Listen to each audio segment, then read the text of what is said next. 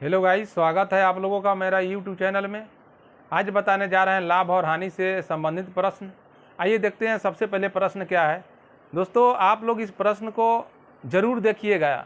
आगे आप लोगों को बहुत ही इम्पोर्टेंट प्रश्न जो है बताने जा रहे हैं। देखिए, यहाँ से ये प्रश्न जो है ना बार बार परीक्षा में पूछे जाते हैं इस प्रकार के। तो देखिए, आप लोगों को ज़्यादा टाइम नहीं लेते हुए इसको हल करने की कोशिश कर रहा हूँ। सबसे पहले हम हल करेंगे और क्वेश्चन जो है पढ़ करके आप लोगों को समझा रहे हैं। देखिए, यहाँ पे एक घड़ी का अंकित मूल्य है 400 रुपये। अंकित मूल्य पर 25% की कटौती देने के बाद एक व्यक्ति को 200 रुपये की हानि हुई। तो कह रहा है कि प्रतिशत यहाँ पे ज्ञात कीजिए। हानि हुई तो हानि प्रतिशत ज्ञात कीजिए। यहाँ क्या कर रहा है? हानि प्रतिशत। चलिए, यहाँ पे छूटा हुआ है हानि प्रतिशत। हानि प्रतिशत पूछ रहा है, ज्ञात कीजिए। तो अब यहाँ देखिए, अंकित मूल्य जो दिया हुआ है इस पर कह रहा है कि 25% कटौती। अब निकालेंगे हम क्या? विक्रय मूल्य। इस पर छूट जो दे रहा है 400 का 25% कटौती यानी 75%। 75/100 हो जाएगा। 2 जीरो से 2 जीरो काटेंगे, गुना कर देंगे 4 गुना 75 इक्वल टू हो जाएगा यहाँ पे 300 रुपये। 300 रुपया विक्रय मूल्य हो गया। हानि दिया हुआ है 20 रुपया। हम लिख देंगे हानि इक्वल टू दिया है 20 रुपये। अगर दोनों हमको मालूम है तो क्या निकालेंगे? क्रय मूल्य। क्रय मूल्य बराबर हो जाएगा विक्रय मूल्य प्लस हानि, यानी 300 प्लस 20 रुपया, यानी 320 रुपये हो गया। अब कह रहा है कि हानि प्रतिशत जो है निकालिए। तो हानि प्रतिशत का सूत्र क्या होता है? हानि गुना 100 या बटा होता है क्रय मूल्य। तो हम डायरेक्टली लिख सकते हैं हानि कितना है? 20 रुपया, यानी 20 गुना 100 बटा क्रय मूल्य होता है। तो क्रय मूल्य कितना आया है? 320। तो लिखेंगे 320। अब 1 जीरो से 1 जीरो कैंसिल कर दिए। 2 से काटेंगे 16 दूना 32 हो जाएगा। अब इसको काटेंगे हम 4 से। 4 चौके 16, 4 से इसको काटेंगे 4 दूनी 8 हो जाएगा, 4 पचे 20। क्या आ गया यहाँ पे? 25/4। हम इसको भाग कर देंगे। 4 छक्के 24, 6 पूर्णांक 1/4% जो है यही आंसर हो गया। और हानि प्रतिशत तो यही आंसर हो गया। आइए देखते हैं नेक्स्ट क्वेश्चन। अब इस क्वेश्चन को पढ़िए और समझिए आप लोग कि भाई इसमें दिया क्या हुआ है। पहले क्वेश्चन को हम समझेंगे, उसके बाद ही हल करेंगे, क्योंकि बिना समझे हुए कोई भी प्रश्न को हल नहीं कर सकते हैं। तो आइए देखते हैं प्रश्न को। एक घड़ी को 15% लाभ, यानी 115 का मतलब होगा 15% का लाभ है 115 लाभ पर बेचा गया। यदि इसका मूल्य 5% कम होता तो इसे 21 रुपया कम में बेचा गया होता, तो 10% लाभ होता। घड़ी का कह रहा है कि क्रय मूल्य यहाँ ज्ञात कीजिए। तो घड़ी का क्रय मूल्य ज्ञात करने के लिए हम क्या करेंगे? आइए सबसे पहले सोल्व करते हैं। देखिए, यहाँ पे सबसे पहले तो क्रय मूल्य जो है कि मालूम नहीं है कि भाई क्रय मूल्य क्या दिया हुआ है। तो क्रय मूल्य जो है यहाँ पे हम सबसे पहले मान लेंगे। कोई भी चीज़ मानते हैं तो XYZ में हम मानते हैं, चाहे ABC कुछ भी मानते हैं, हम X मान लेते हैं। माना कि क्रय मूल्य जो है, क्रय मूल्य बराबर 100 रुपया है। क्रय मूल्य है 100 रुपया। तो 15% लाभ कर रहा है, तो विक्रय मूल्य क्या हो जाएगा? यहाँ पे विक्रय मूल्य क्या हो जाएगा? 15% लाभ यानी X का 115/100 हो जाएगा, इक्वल टू हो जाएगा 115 X बटा हो जाएगा 100। अब यहाँ आइए, अब कह रहा है कि यदि इसका मूल्य 5% कम होता तो अब नया क्रय मूल्य निकालने के लिए हम क्या करेंगे? X का 5% कम कह रहा है। अब नया क्रय मूल्य क्या होगा? नया क्रय मूल्य X का कितना? 5% कम का मतलब 95%, यानी 95/100। अब क्या करेंगे? 95X बटा हो जाएगा 100। अब देखिए आगे बढ़िए।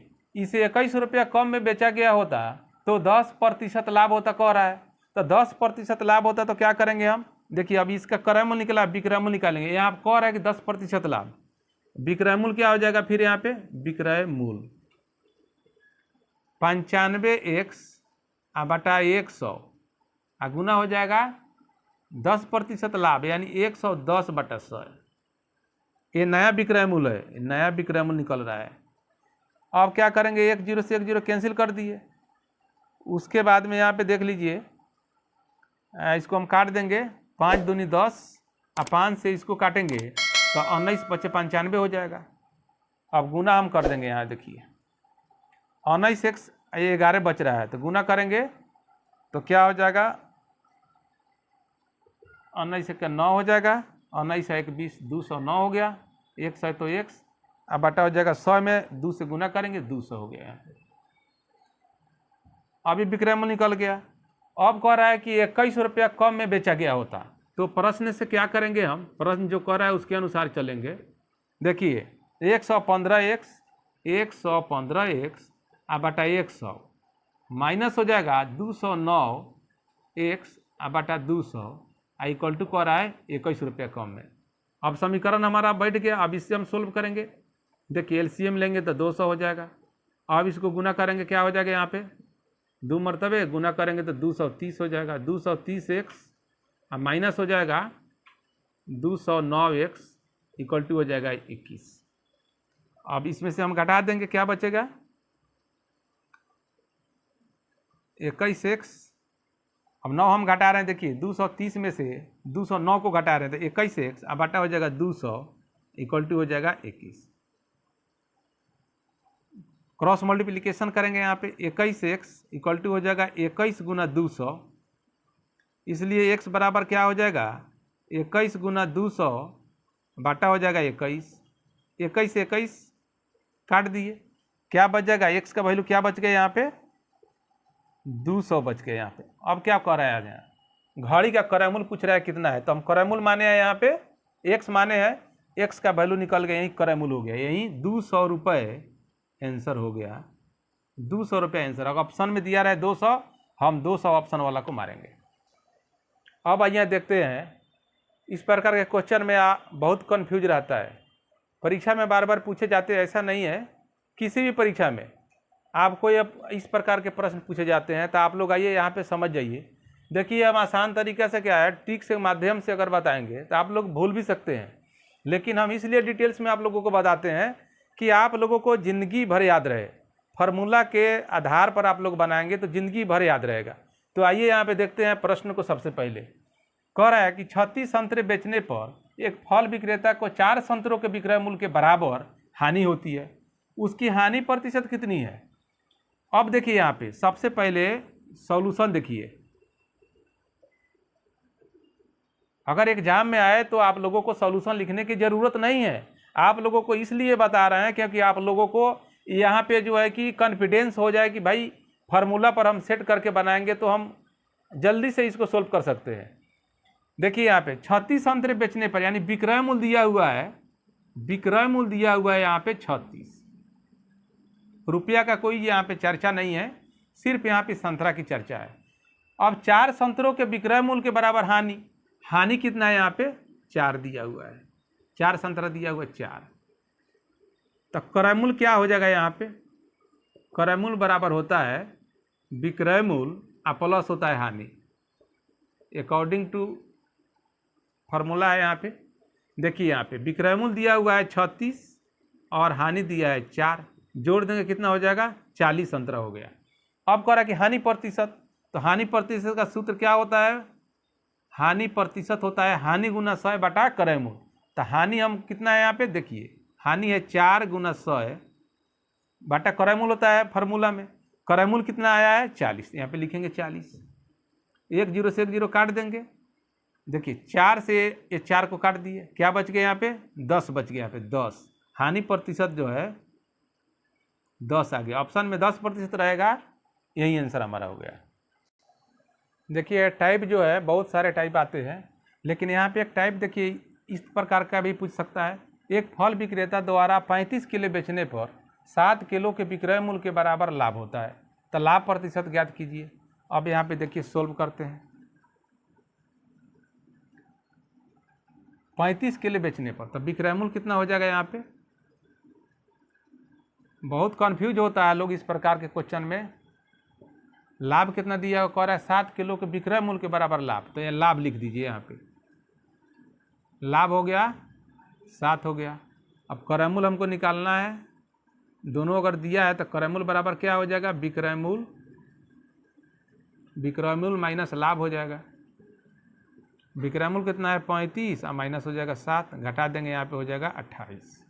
अब कह रहा है कि लाभ प्रतिशत, तो लाभ प्रतिशत का सूत्र क्या होता है यहाँ पे, लाभ प्रतिशत लाभ गुना 100। लाभ देखिए यहाँ पे लाभ है 7, 7 गुना 100 बटा क्रय मूल्य, क्रय मूल्य कितना आया है 28। 7 से काटेंगे 7 चौके 28, 4 से काटेंगे इसको 4 दूनी 8, 4 पचे 20, 25% जो है आंसर हो गया यहाँ पे। देखिए आप लोगों को इस प्रकार के क्वेश्चन जो है देखने को जरूर मिलता है परीक्षा में। ये यहाँ पे समझते हैं क्या दिया है। देखिए किसी वस्तु को 20% लाभ पर बेचने से उसे 20% हानि पर बेचने की तुलना में 60 रुपये अधिक प्राप्त होता है, तो वस्तु का क्रय मूल्य कितना होगा। अब क्रय मूल्य हमको पता नहीं है कि भाई क्रय मूल्य क्या है, तो क्रय मूल्य हम मान लेंगे, यहाँ पे क्रय मूल्य मानेंगे x, और 20% लाभ का मतलब 120 हो जाएगा, और 20% हानि का मतलब हो जाएगा 80 हो जाएगा, यानी 100 में से 20 घटेगा। अब देखिए यहाँ पे कैसे सोल्व करते हैं। माना कि सबसे पहले तो क्रय मूल्य कोई पता नहीं है हमको, क्रय मूल्य हम मान लेंगे। माना कि क्रय मूल्य बराबर हो गया 100 रुपया। अब 120 यहाँ कर रहा है, 20% लाभ का मतलब 120 हो जाएगा।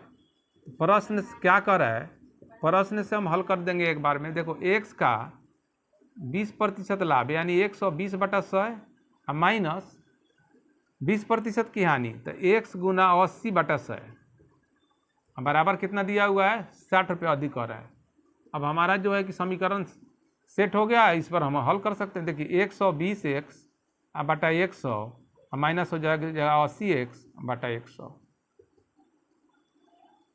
सॉरी यहाँ पे 60 है, 60 हो गया।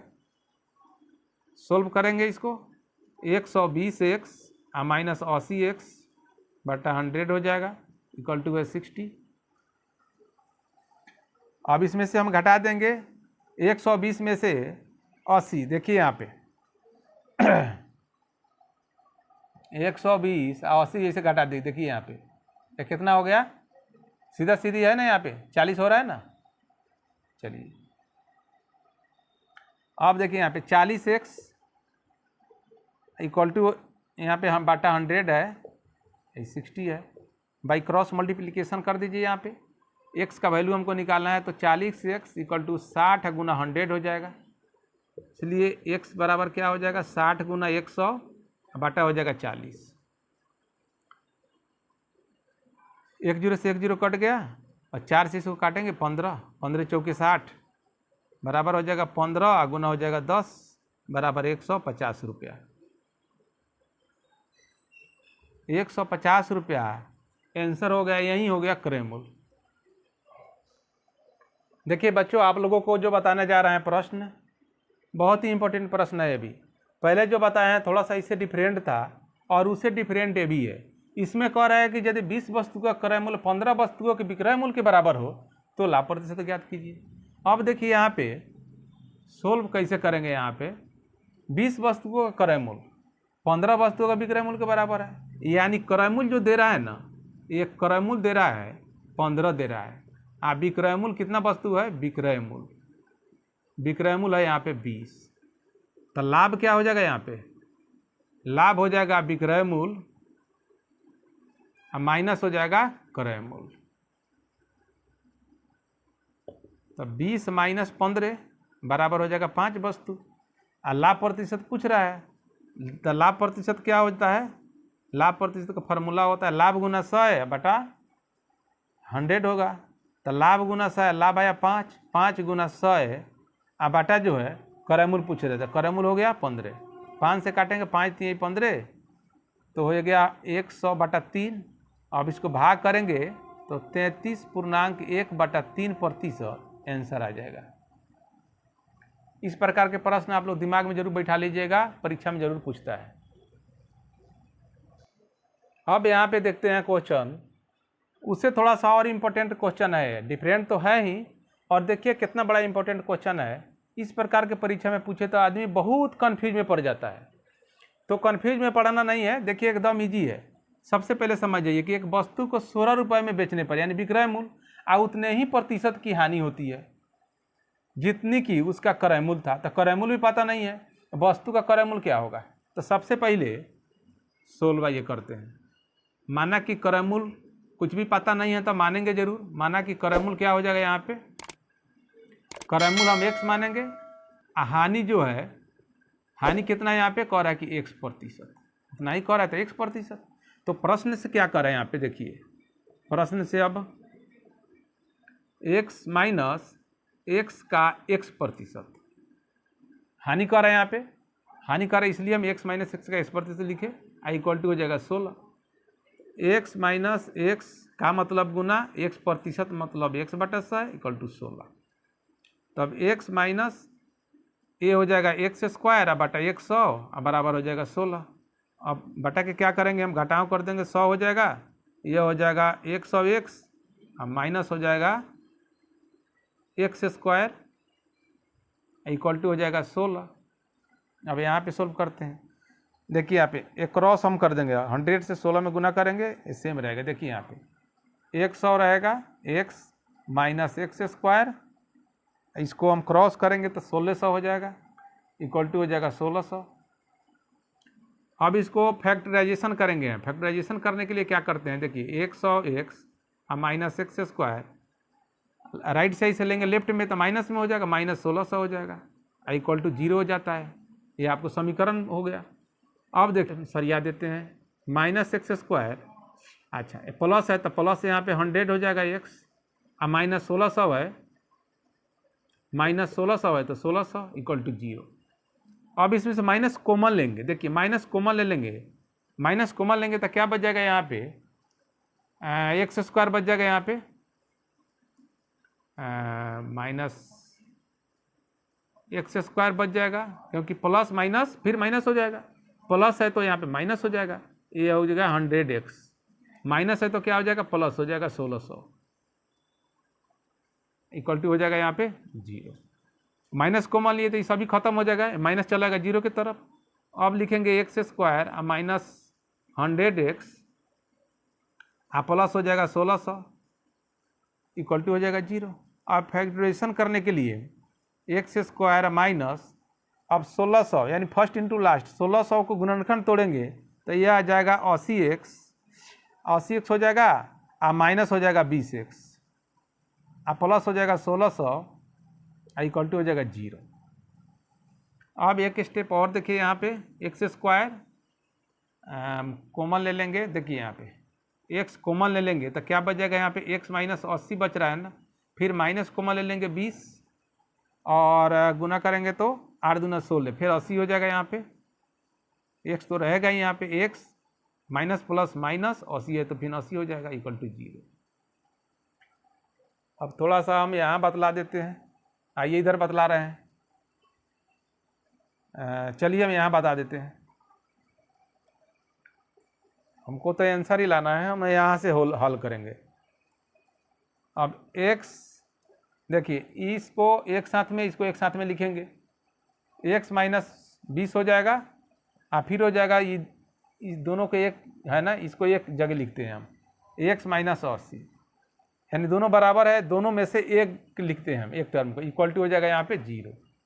तो x माइनस 20 इक्वल टू हो जाएगा 0, x बराबर क्या हो जाएगा 20, फिर यहाँ पे x माइनस 80 इक्वल टू हो जाएगा 0, क्योंकि दो टर्म दिया है यहाँ पे, तो x बराबर हो जाएगा 80।